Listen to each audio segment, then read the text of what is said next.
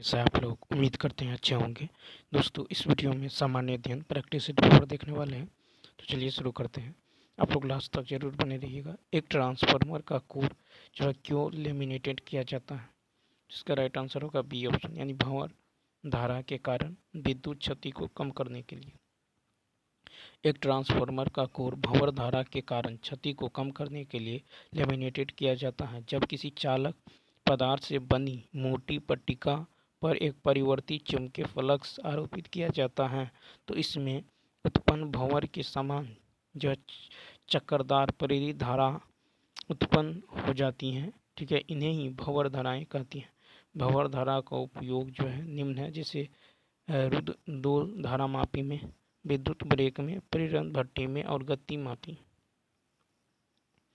कहता है कि अम्ल ABCD का pH मान दे दिया गया है, इनमें से कौन सा जो है प्रबल अम्ल है।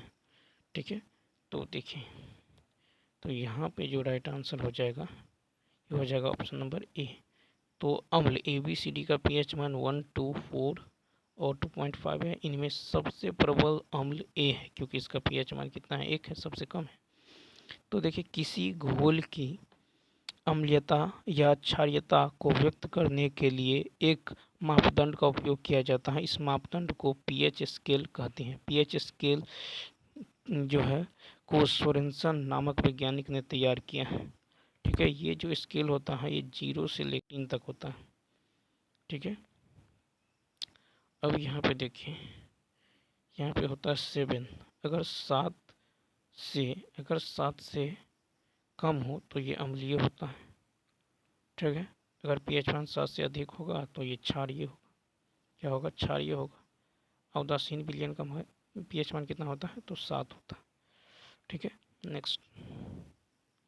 कहा कि जब अंतरिक्ष से पृथ्वी पर कोई फोटोग्राफ लिया जाता है तो उसकी जो है पृष्ठभूमि काली क्यों दिखाई देती है?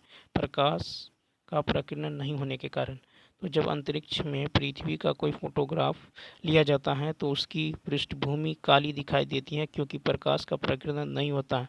अंतरिक्ष में कोई वायुमंडल नहीं है, अतः ऐसा कोई कण नहीं जो प्रकाश को बिखेर सके, इसलिए कोई बिखराव नहीं होता। जैसे ही अंतरिक्ष यात्री आकाश में देखते हैं उन्हें अंतरिक्ष में निर्वात दिखाई देता है। अंतरिक्ष यात्री की आंखों में कोई प्रकाश प्रवेश नहीं करता और इसलिए आकाश अंधेरा दिखाई देता है। जब कोई प्रकाश किरण किसी माध्यम से गुजरती हैं तो वे उसमें विद्यमान कणों से टकराती हैं। इस घटना के कारण कुछ प्रकाश किरणें अवशोषित हो जाती हैं, जबकि कुछ विभिन्न दिशाओं में बिखर जाती हैं। प्रकीर्णित प्रकाश किरणों की तीव्रता कणों के आकार और तरंगदैर्घ्य पर निर्भर करती है। पृथ्वी के वायुमंडल में कण और गैसें सूर्य के प्रकाश को हर दिशा में बिखेरते हैं। नीला प्रकाश किसी भी अन्य रंग की तुलना में बहुत अधिक प्रकीर्णित होता है, क्योंकि यह छोटी छोटी तरंगों के रूप में फैलता है। यही कारण है कि आकाश अधिकांश समय नीला रहता है। दृश्य प्रकाश में 7 रंग होते हैं, जिनमें से लाल रंग की तरंगदैर्घ्य सबसे अधिक होती है। जब प्रकाश वायुमंडल से होकर गुजरता है तो माध्यम में मौजूद अणु से बिखरने की प्रवृत्ति रखता है। ठीक है, प्रकीर्णन तरंगदैर्घ्य की चौथी शक्ति के व्युत्क्रमानुपाती होती हैं, और चूंकि लाल रंग की तरंगदैर्घ्य अन्य रंग की तुलना में अधिक होती हैं, इसलिए इसका प्रकीर्णन कम होगा और इसे अधिकतम दूरी से देखा जा सकेगा। इसलिए सिग्नल को लाल रंग का बनाया जाता है। प्रकाश का प्रकीर्णन होता है समानुपाती 1/, तरंगदैर्घ्य की पावर 4 की। नेक्स्ट, आयनिक यौगिकों में विद्युत चालकता के संबंध में कौन सा कथन सही है? तो बी ऑप्शन। आयनिक यौगिक गलित अवस्था में विद्युत का चालन करते हैं, किंतु ठोस अवस्था में नहीं करते हैं। आयनिक यौगिक के क्वथनांक और गलनांक उच्च होते हैं। आयनिक यौगिक जल में घुलनशील होते हैं। आयनिक यौगिक प्रायः भंगुर होते हैं तथा दबाव देने पर टूट जाता है। आयनिक यौगिक बनने की शर्तें हैं कि आयनिक बंधन तभी बनता है जब परमाणुओं में से एक धातु हो और दूसरा अधातु।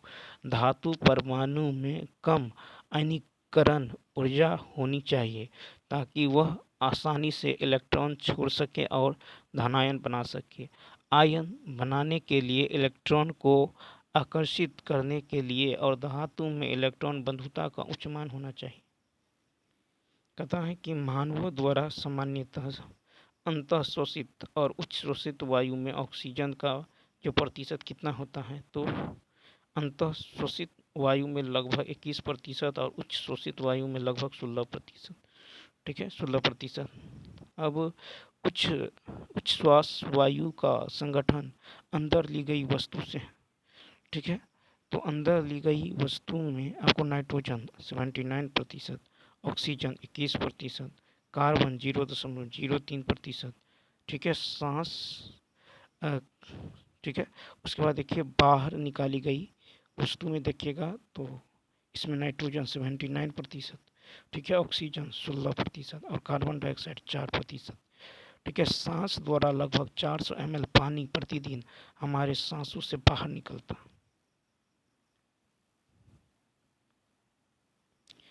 नेक्स्ट है, सार्वजनिक स्थानों पर चाय बेचने के लिए प्लास्टिक कपों के स्थान पर कागजों के कपों का उपयोग क्यों किया जाना चाहिए? 36 का सी, कागज के कप जैव निम्नीकरण होते हैं। सार्वजनिक स्थलों पर चाय बेचने के लिए प्लास्टिक के कपों के स्थान पर कागज के कपों का यूज करना चाहिए, क्योंकि कागज जो है, कागज के कप जो है जैव निम्नीकरण होते हैं। वे पदार्थ जो सूक्ष्म जीवों द्वारा आसानी से विघटित हो जाता है उसे जैव निम्नीकरण पदार्थ कहते हैं, जिसे मृत जीवों के शरीर, मानव मलमूत्र, खाद्य पदार्थ आदि जैव निम्नीकरणीय पदार्थों के पर्यावरण को प्रभावित करने के तरीके यदि देखें तो जैव निम्नीकरणीय पदार्थ बड़ी मात्रा में पर्यावरण को प्रदूषित करते हैं, उनसे दुर्गंध और गंदगी फैलती है। जैव निम्नीकरणीय पदार्थ तरह तरह के बीमारियों को फैलाने के लिए कारक बनते हैं और उनमें पर्यावरण में हानिकारक जीवाणु बढ़ते हैं।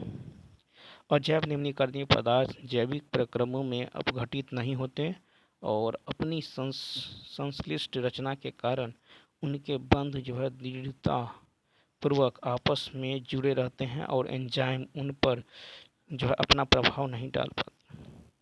संतृप्त कार्बन यौगिक सामान्यतः होते हैं, सी ऑप्शन। तो संतृप्त कार्बन यौगिक सामान्यतः और संतृप्त यौगिकों की तुलना में कम प्रतिक्रियाशील होते हैं।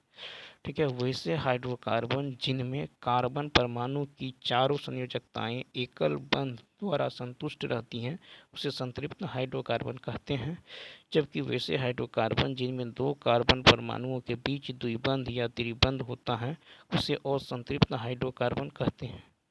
ठीक है, तो एकल वाला संतृप्त और द्विबंध और त्रिबंध वाला होगा असंतृप्त। फिर देखिए संतृप्त हाइड्रोकार्बन ये बहुत कम अभिक्रियाशील होते हैं, जबकि असंतृप्त हाइड्रोकार्बन ये अधिक अभिक्रियाशील होते हैं। ठीक है, संतृप्त हाइड्रोकार्बन का सामान्य सूत्र CnH2n+2 है, जहाँ n का मान 1 2 3 है। वहीं असंतृप्त हाइड्रोकार्बन में जो द्विबंध वाले का रासायनिक सूत्र CnH2n है और त्रिबंध वाले का रासायनिक सूत्र CnH2n-2 है। ठीक है, संतृप्त हाइड्रोकार्बन के उदाहरण एल्केन है। ठीक है, और संतृप्त हाइड्रोकार्बन में आपको एल्कीन और एल्काइन आता है। ठीक है, फिर संतृप्त हाइड्रोकार्बन इसका प्रथम सदस्य मीथेन होता है और संतृप्त हाइड्रोकार्बन में द्विबंध वाले का प्रथम सदस्य एथीन और त्रिबंध वाले का प्रथम सदस्य एथाइन होता है। नेक्स्ट क्वेश्चन देखिए, कहता है कि पादप कोशिकाओं में कोशिका भित्ति क्यों पाई जाती है? क्योंकि कोशिका भित्ति विभिन्न पर्यावरणीय कारकों से पादप कोशिकाओं की रक्षा करती हैं। देखिए पादप कोशिका भित्ति में जो है सहायता कैसे करती है, तो यह समर्थन और सीमित प्लास्टिसिटी प्रदान करता है। यह जल का क्षय रोकता है, पौधों को कीड़ों और रोग जनकों से बचाता है, बहुत अधिक जल के कारण होने वाले अत्यधिक विस्तार को रोकता है, पौधे का जो है आकार बनाए रखता है, पौधे को अधिक ऊंचाई तक नहीं बढ़ने देता। कहता है कि विश्व भविष्य ऊर्जा शिखर सम्मेलन 2024 का आयोजन कहाँ किया गया? ये किया गया अबू धाबी में। तो विश्व भविष्य ऊर्जा शिखर सम्मेलन 2024 का आयोजन अबू धाबी में किया गया। विश्व ऊर्जा शिखर सम्मेलन 2024 स्वच्छ ऊर्जा में निवेश और टिकाऊ भविष्य पर केंद्रित था। तथा व्यापार और विकास पर संयुक्त राष्ट्र सम्मेलन अंकटाड के रिपोर्ट 2024 के अनुसार भारत की अर्थव्यवस्था की अनुमानित वृद्धि दर क्या है? तो यह 6.5%। कितना है? 6.5। इस रिपोर्ट के अनुसार भारत दुनिया की सबसे तेजी से बढ़ती प्रमुख अर्थव्यवस्था के रूप में अपनी स्थिति बनाए रखेगा। 1964 में स्थापित अंकटाड का मुख्यालय जेनेवा, स्विट्जरलैंड में अवस्थित है। ठीक है, तो अंकटाड की स्थापना हुआ था 1964 में। कब? 1964 में। इसका हेडक्वार्टर कहाँ है? तो अंकटाड का हेडक्वार्टर है जिनेवा, स्विट्जरलैंड। अंतर्राष्ट्रीय मुद्रा कोष IMF द्वारा वित्त वर्ष 2024-25 के लिए भारत की GDP वृद्धि में 6.8% अनुमान लगाया। कहता है कि जेनिक सिनर हाल ही में 2024 में कौन सा प्रमुख टेनिस टूर्नामेंट जीतने वाले पहले इटालियन बन गए हैं? तो ये है US ओपन। 2024 सितंबर 2024 में जेनिक सिनर ने US ओपन जीतकर इतिहास रच दिया। वह इस प्रतिष्ठित खिताब को जीतने वाले पहले इतालवी व्यक्ति बन गए। ठीक है, जिन्होंने अमेरिकी टेलर फ्रिट्ज को सीधे जो है 6-3, 6-4, 7-5 में हराकर जो वर्ष का अपना दूसरा ग्रैंड स्लैम हासिल किया है। इससे पहले उन्होंने इस सीजन में ऑस्ट्रेलियन ओपन भी जीता था। ठीक है, इस जीत ने दुनिया के नंबर 1 के रूप में उनकी स्थिति को और मजबूत किया है और इतालवी टेनिस के लिए एक महत्वपूर्ण मील का पत्थर साबित हुआ। कदा किस देश के द्वारा वित्तीय जोखिम से निपटने हेतु एक प्रांत एक नीति योजना शुरू किया है? चीन। तो चीन देश के द्वारा वित्तीय जोखिम से निपटने हेतु एक प्रांत एक नीति योजना शुरू किया है। हाल ही में अप्रैल 2024 में चीन भारत को पीछे छोड़कर रूसी कच्चे तेल का सबसे बड़ा खरीदार बन गया। कहता है स्पेस इंडिया ने किसे नया ब्रांड एम्बेसडर नियुक्त किया? तो ये नरेंद्र कुमार यादव। तो यहाँ पे कहता है कि स्पेस इंडिया ने, तो ये होगा संजना सांधी। तो देखिए, स्पेस इंडिया ने संजना सांधी को नया ब्रांड एम्बेसडर नियुक्त किया है। संजना सांधी एक उभरती हुई युवा बॉलीवुड स्टार और UNDP यूथ चैंपियन है। आयुष्मान खुराना यूनिसेफ के बाल अधिकारों का राष्ट्रीय ब्रांड एम्बेसडर है। ठीक है, और संजना सांधी जो है स्पेस इंडिया। कहता जापान ने किस देश की अंतरिक्ष एजेंसी के साथ मिलकर अपने अंतरिक्ष यात्री को चंद्रमा भेजने का खुलासा किया है? 44 का होगा अमेरिका। तो जापान ने अमेरिका की अंतरिक्ष एजेंसी के साथ मिलकर अपने अंतरिक्ष यात्री को चंद्रमा पर भेजने का खुलासा किया है। अमेरिका और जापान आर्टेमिस मिशन के तहत जापानी अंतरिक्ष यात्री को चंद्रमा पर भेजेंगे। नासा द्वारा आर्टेमिस मिशन 2026 में लॉन्च किया जाएगा। ठीक है, इसरो ने चंद्रयान 4 मिशन को 2040 तक में लॉन्च करने की घोषणा की है। चंद्रयान 4। कौन सा देश जो है पूर्णतः क्रियाशील परमाणु ऊर्जा संयंत्र स्थापित करने वाला पहला जो है अरब राज्य बना है? 45 का सी संयुक्त अरब अमीरात। संयुक्त अरब अमीरात UAE ने एक पूर्ण रूप से चालू परमाणु ऊर्जा संयंत्र को पूरा करने का जो पहला अरब राष्ट्र बनकर इतिहास रच दिया है। अबू धाबी में बाराक परमाणु ऊर्जा संयंत्र जिसका निर्माण 2011 में शुरू हुआ था, अब सितंबर 2024 तक पूरी तरह से चालू हो जाएगा। अपने चौथे और अंतिम रिएक्टर के वाणिज्यिक संचालन में प्रवेश करने के साथ यह संयंत्र अब UAE की 25% पैदा करता है। यह जो है परियोजना जीवाश्म ईंधन पर अपनी जो है निर्भरता को कम करने और 2050 तक अपने शुद्ध शून्य कार्बन लक्ष्यों को प्राप्त करने की UAE की रणनीति का एक प्रमुख घटक है। नेक्स्ट देखें, मैं बिहार को कहता है कि बिहार को किसके द्वारा 2023-24 के दौरान जो है इतना करोड़ रुपए की जो है वित्तीय सहायता प्रदान की है? तो इसका जो है 10,372.86 करोड़ रुपए तो 46 का होगा ए नाबार्ड। तो बिहार को नाबार्ड द्वारा 2023-24 के दौरान 10,372.86 करोड़ रुपए की वित्तीय सहायता प्रदान की गई है। यह नाबार्ड द्वारा एक राज्य को एक वर्ष में अब तक की दी गई सबसे अधिक वित्तीय सहायता है।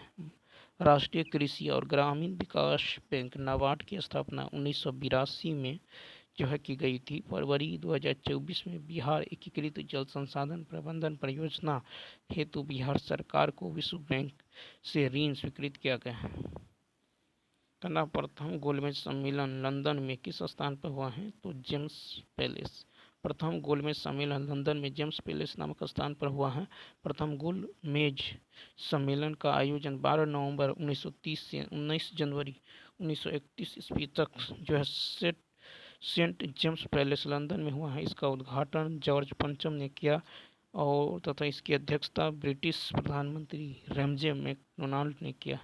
इस सम्मेलन में प्रतिनिधि की संख्या 89 थी।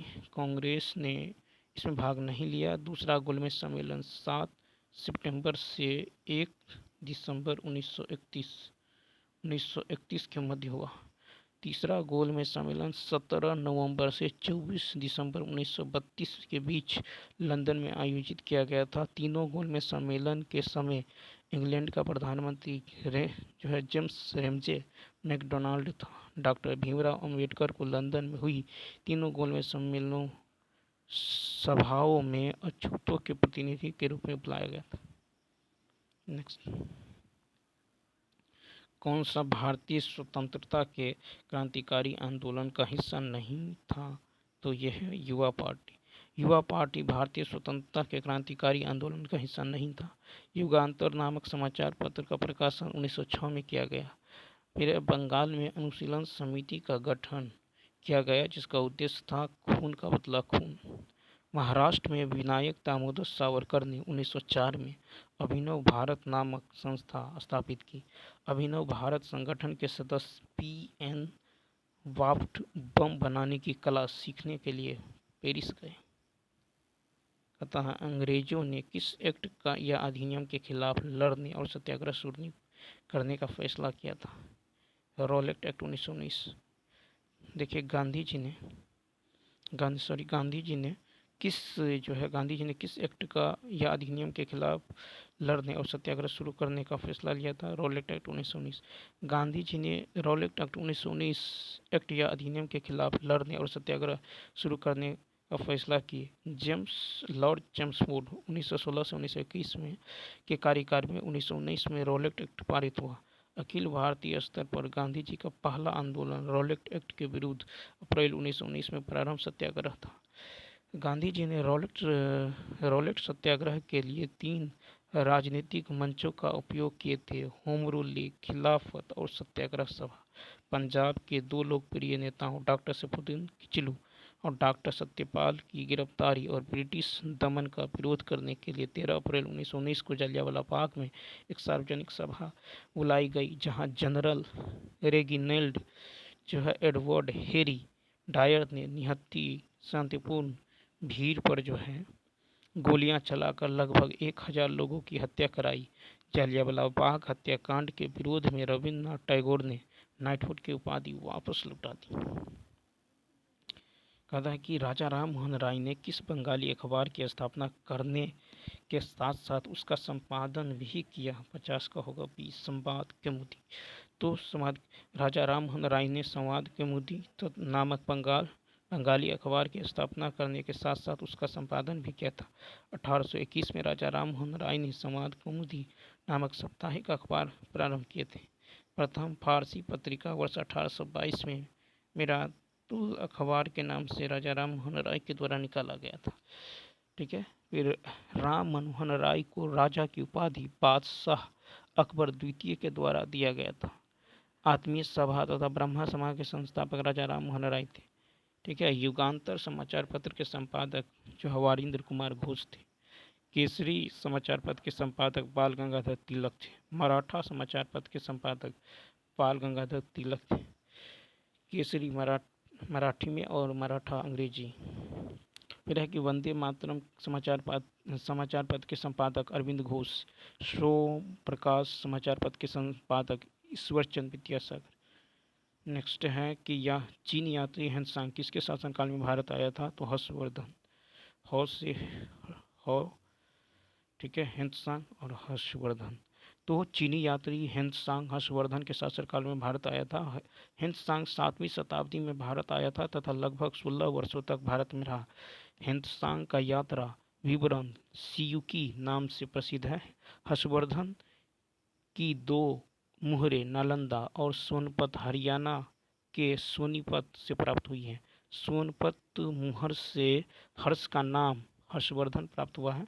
हर्ष और पुलकेशिन द्वितीय के बीच नर्मदा नदी के तट पर युद्ध हुआ, जिसमें हर्षवर्धन पराजित हुआ था। फिर वादामी या वातापी के चालुक्य वंश के पुलकेशिन द्वितीय की उपलब्धियों की चर्चा ऐहोल अभिलेख से मिलता है। वातापी का निर्माता यह कीर्तिवर्मन फर्स्ट को कहा जाता है। कीर्तिवर्मन टू वातापी से चालुक्य वंश का जो अंतिम शासक था और गुप्त वंश के शासक चंद्रगुप्त द्वितीय ने विक्रमादित्य की उपाधि धारण की। चंद्रगुप्त द्वितीय के शासनकाल में चीनी यात्री फाहियान 399 से 414 ईसा पूर्व भारत आया था। दिल्ली का मेहरौली लौह स्तंभ चंद्रगुप्त द्वितीय से संबंधित है। मेहरौली लौह स्तंभ में जो है चंद्र नामक शासक की उपलब्धियों का वर्णन 3 श्लोकों में किया गया है। नेक्स्ट है कि 15 अगस्त 1947 को स्वतंत्रता दिवस के दौरान महात्मा गांधी कहाँ थे? तो कलकत्ता। 15 अगस्त 1947 को स्वतंत्रता दिवस के दौरान महात्मा गांधी कलकत्ता गए थे। 16 अगस्त 1946 ईस्वी को मुस्लिम लीग ने प्रत्यक्ष कार्रवाई दिवस के द्वारा जो है अव्यवस्था और अराजकता का वातावरण उत्पन्न किया है। गांधी जी 1947 में बंगाल के नोआखली में हिंसा रोकने पहुंचे थे। केवल नोआखली में 6000 से 7000 व्यक्ति हिंसा में मारे गए। सहयोग आंदोलन के दौरान महात्मा गांधी ने केसर ए हिंद की उपाधि जो है जमुना लाल बजाज ने राय बहादुर की उपाधि लौटा दी। महात्मा गांधी ने 1915 ईस्वी में कोचरब में सत्याग्रह आश्रम की स्थापना की। 1917 ईस्वी में सत्याग्रह आश्रम को साबरमती नदी तट पर लाया गया। इसके बाद साबरमती आश्रम नाम दिया रखा गया। भारत के राष्ट्रीय ध्वज का डिजाइन किसने तैयार किया है? तो पिंगली वेंकैया। तो देखिए 1931 में कांग्रेस ने कराची के अखिल भारतीय सम्मेलन में केसरिया, सफ़ेद और हरे 3 रंगों से बने ध्वज स्वीकार किया। भारत के संविधान सभा ने राष्ट्र ध्वज का प्रारूप 22 जुलाई 1947 को अपनाया। राष्ट्रीय ध्वज को संविधान सभा में जो हंसा मेहता ने प्रस्तुत की। राष्ट्रीय ध्वज को संविधान सभा में ध्वज की लंबाई और चौड़ाई का अनुपात 3:2 है। ठीक है। फिर कहता है कि तात्या टोपे का वास्तविक नाम रामचंद्र पांडुरंग था। 18 अप्रैल 1859 को शिवपुरी में अंग्रेजों द्वारा इन्हें फांसी दी गई। मैं राज्य के पतन की इच्छा करता हूँ, ये कथन राम प्रसाद बिस्मिल का है। नेक्स्ट 1857 की क्रांति के दौरान बिहार में क्रांतिकारी का नेता कौन था? तो बाबू कुंवर सिंह। देखिए इस दौरान पटना एवं दानापुर में विद्रोह हुआ, जिसे अंग्रेज ने दबा दिया। दानापुर के विद्रोही सैनिक जगदीशपुर आ गए, जिसका नेतृत्व कुंवर सिंह ने किया और आरा पर अधिकार कर लिया। संघर्ष में कैप्टन डनवर की मृत्यु जुलाई 1857 में हुई। भारत में 1 जनवरी 1857 को एनफील्ड राइफल का प्रयोग शुरू हुआ, जिसमें गाय और सूअर की चर्बी युक्त कारतूसों का ढकना उपयोग होता था। 29 मार्च 1857 को बैरकपुर की छावनी में 34वीं NI रेजिमेंट के मंगल पांडे ने लेफ्टिनेंट बाग की हत्या कर दी और मंगल पांडे बलिया के रहने वाले थे। इस घटना के बाद 8 अप्रैल 1857 को उन्हें फांसी दी गई। कहता कौन सी भारत सबसे बड़ी कृत्रिम ताजे पानी की झील है? तो ये है आपको जो है शिवाजी सागर झील। शिवाजी सागर झील भारत की सबसे बड़ी कृत्रिम ताजे पानी की झील है। भारत की सबसे बड़ी कृत्रिम झील गोविंद सागर झील पंजाब में है। जो लोहामू झील जो है भारत की सबसे अधिक ऊंचाई पर स्थित झील 18,000 फीट जो सिक्किम राज्य में है। लोनार झील महाराष्ट्र के बुलढाना जिले में स्थित एक खारे पानी की झील है। इसका निर्माण एक उल्का के पृथ्वी से टकराने के परिणाम स्वरूप हुआ। लोकटक झील मणिपुर पूर्वोत्तर भारत की सबसे बड़ी मीठे पानी की झील है। यह झील विश्व में तैरती द्वीपीय झील के रूप में प्रसिद्ध है।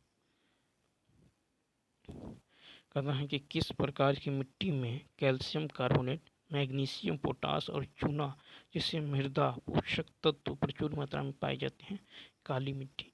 काली मिट्टी में कैल्शियम कार्बोनेट, मैग्नीशियम, पोटास, चूना जैसे मृदा पोषक तत्व प्रचुर मात्रा में पाया जाता है।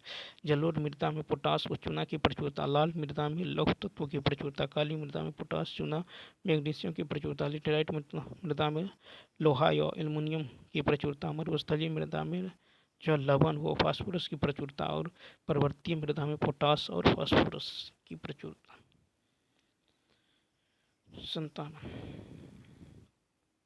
कहता कि भारत के संबंध में सही कथन कौन है? 57 का होगा ए, यानी ग्रेट हॉर्नबिल असुरक्षित। तो ग्रेट हॉर्नबिल असुरक्षित सही से मिलेगा। रेड डाटा बुक की सूची में प्रजातियों को उनके संख्या में गिरावट तथा भौगोलिक क्षेत्र में उनकी स्थिति के आधार पर कुल 9 वर्गों में बांटा गया है। विलुप्त, ठीक है, तो वे प्रजाति जो 50 वर्षों में अपने प्राकृतिक आवास में नहीं देखा। वन से विलुप्त, वे प्रजाति जो अपने प्राकृतिक आवास में नहीं पाया जाता है किंतु उन्हें कृत्रिम आवास और चिड़ियाघरों आदि में संरक्षित किया गया है, उसे वन विलुप्त कहते हैं। अति संकटग्रस्त, वे जंतु जो है पूर्णतः लुप्त नहीं है परंतु वनों में विलुप्त होने के कगार पर है। संकट प्रजातियां, संसार में अनेक जीव जातियां ऐसी हैं जिनके अस्तित्व पर भविष्य में संकट की संभावना है। असुरक्षित, वे प्रजातियां जिसके वनों में संकटग्रस्त हो जाने की संभावना हो। फिर है कि संकटापन, ऐसी प्रजातियां जिनके निकट भविष्य में संकटग्रस्त हो जाने की संभावना है। संकट मुक्त, तो इस श्रेणी की प्रजातियों को बहुत कम संकट होता है, इन्हें भविष्य में संकटग्रस्त होने की संभावना नहीं होती। फिर है कि आंकड़े अपर्याप्त, तो ऐसी प्रजातियां जिनके बारे में आंकड़े के अभाव या अपर्याप्तता के कारण संरक्षण की स्थिति संकट का आकलन नहीं किया जा सकता। आंकड़े उपलब्ध नहीं, तो ऐसे प्रजाति जिनके संरक्षण की स्थिति IUCN द्वारा आकलन नहीं किया गया। नेक्स्ट है कि किस भारतीय राज्य की तटरेखा नहीं है? तो बिहार। तो देखिए, बिहार राज्य की कोई तटरेखा नहीं है। भारत की जल एवं स्थल सीमा से लगे देश बांग्लादेश, म्यांमार, पाकिस्तान है। भारत में कुल 9 तटीय राज्य हैं: गुजरात, महाराष्ट्र, गोवा, कर्नाटक, केरल, तमिलनाडु, आंध्र प्रदेश, उड़ीसा, पश्चिम बंगाल। सिक्किम की सीमा नेपाल, भूटान व चीन से लगती है। 3 ओर से बांग्लादेश से घिरा राज्य त्रिपुरा है। त्रिकोश नदी असम एवं अरुणाचल प्रदेश के बीच सीमा बनाती है। ठीक है, सॉरी, संकोश नदी जो है ये असम अरुणाचल प्रदेश के बीच सीमा। भारत के कुल 17 राज्य व रूसी देशों की सीमा से जुड़े हैं। भारत की जलीय सीमा या समुद्री सीमा से संबंधित 7 देश हैं: पाकिस्तान, मालदीव, श्रीलंका, बांग्लादेश, म्यांमार, थाईलैंड और इंडोनेशिया। नेक्स्ट है कि कौन सा असम में स्थित नहीं है? A, Dampa tiger reserve. Dampa tiger reserve Assam में स्थित नहीं है। डंपा टाइगर रिजर्व मिजोरम में अवस्थित है। असम में स्थित राष्ट्रीय उद्यान है काजीरंगा राष्ट्रीय उद्यान, मानस नेशनल पार्क, डिब्रू सैखोवा राष्ट्रीय उद्यान, Nameri national park, orang national park, Raimona राष्ट्रीय उद्यान, देहिंग पटके राष्ट्रीय उद्यान। कौन सी सबसे तीव्र भूकंपीय तरंग है? प्राथमिक तरंग है। तो प्राथमिक तरंगें पी तरंगें सबसे तीव्र भूकंपीय तरंग है। पृथ्वी के अंतर्जात एवं बहिर्जात बलों के कारण ऊर्जा का निष्कासन होता है जो सभी दिशाओं में फैलकर कंपन उत्पन्न करती हैं, जिसे भूकंप कहते हैं। जिस स्थान से भूकंपीय तरंग उत्पन्न होती हैं उसे भूकंप केंद्र कहते हैं, फोकस। भूकंपीय तरंगों को 3 जो है श्रेणियों में बांटा गया है। प्राथमिक तरंग यानी पी वेव, तो ये अनुदैर्ध्य प्रकृति की होती हैं और यह ठोस के साथ साथ तरल में भी गमन कर सकती हैं। द्वितीय क्या अनुप्रस्थ तरंग, तो ये अनुप्रस्थ प्रकृति की हैं, यह केवल ठोस माध्यम ही गमन करती हैं और इसकी गति प्राथमिक तरंगों की अपेक्षा 40% कम होती है। अब है धरातलीय तरंगें, तो ये पृथ्वी के ऊपरी भाग को ही जो प्रभावित करती हैं, यह सबसे विनाशकारी तरंग है। ठीक है, एल तरंग, जिसे लव तरंग भी कहते हैं। कहता एशिया तथा उत्तरी अमेरिका किसके द्वारा पृथक होते हैं? तो बेरिंग जलडमरू मध्य। ठीक है, बेरिंग जलडमरू मध्य के द्वारा, यानी बेरिंग जल संधि रूस, एशिया तथा अलास्का उत्तरी अमेरिका को अलग करती है। कुक जल डमरू मध्य जो दक्षिण में प्रशांत महासागर, न्यूजीलैंड, ठीक है, और उत्तर दक्षिण द्वीप को अलग करता है। फिर है कि बास जल डमरू मध्य तस्मान सागर एवं दक्षिण सागर को जोड़ती हैं। डोवर जल डमरू मध्य इंग्लिश चैनल एवं उत्तरी सागर को जोड़ती हैं एवं जो है इंग्लैंड को फ्रांस से अलग करती हैं।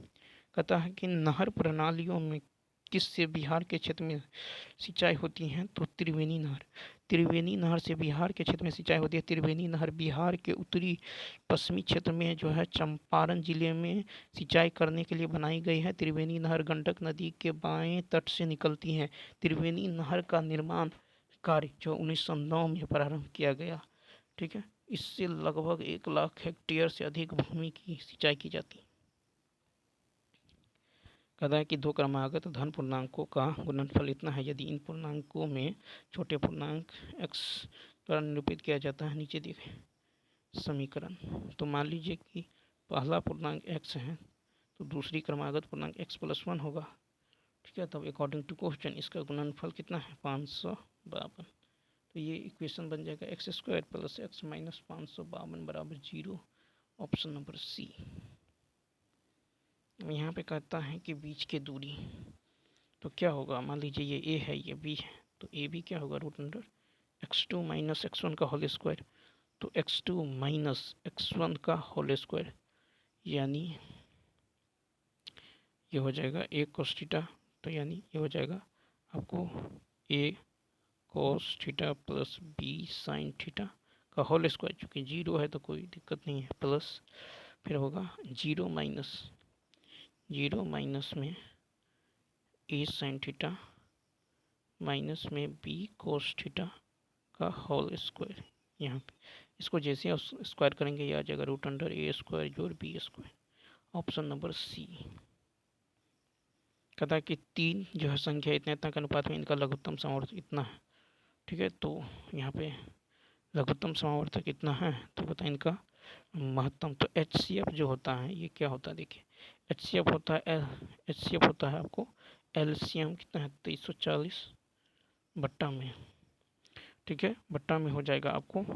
यदि संख्या अनुपात में है तो इसका गुणनफल कितना हो जाएगा 4 × 9 × 13, ठीक है। इसको सॉल्व करके ये आ जाएगा 5। Option number A.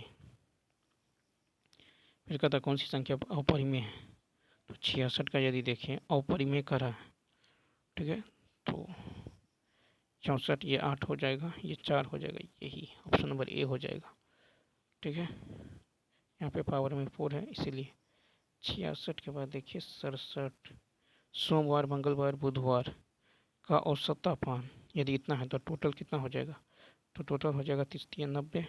फिर कहता है मंगलवार, बुधवार और गुरुवार, तो इसका टोटल मंगलवार, बुधवार, गुरुवार का टोटल होगा 38 24 3 × 9 2 11, ठीक है।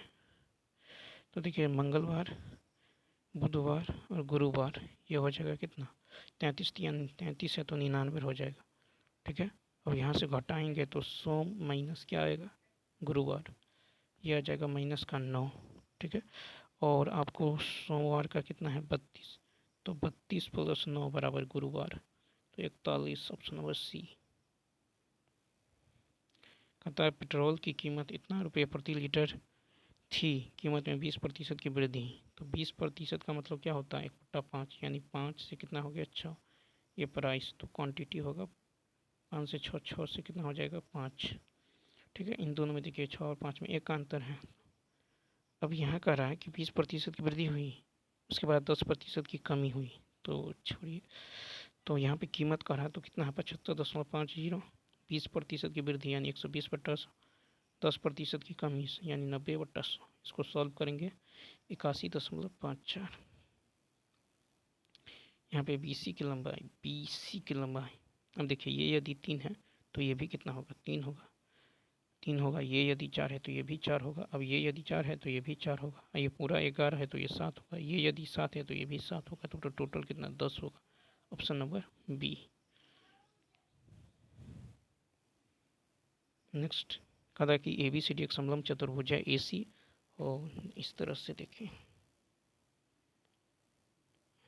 A A B C D, यहाँ मान लीजिए ओ है, ठीक है। तब क्या होता है, यहाँ पे आपको निकालना है ए सी बट्टा बी डी, ए सी बट्टा बी डी। तो ये रहा ए सी, तो ए सी जो हो जाएगा ये हो जाएगा ओ ए, ठीक है, ओ ए माइनस ओ सी, ठीक है, ओ ए माइनस ओ सी। और बी डी जो हो जाएगा होगा O B minus O D, O B minus O D, ठीक है। यानी ऑप्शन नंबर क्या हो जाएगा, तो ऑप्शन नंबर हो जाएगा आपको बी हो जाएगा, ठीक है, ओ ए माइनस ओ सी अनुपात O B minus O D. तो चलिए दोस्तों, इस वीडियो में इतना ही। यदि ये वीडियो अच्छा लगा हो तो लाइक शेयर सब्सक्राइब करना ना भूलें। मिलते हैं नेक्स्ट वीडियो।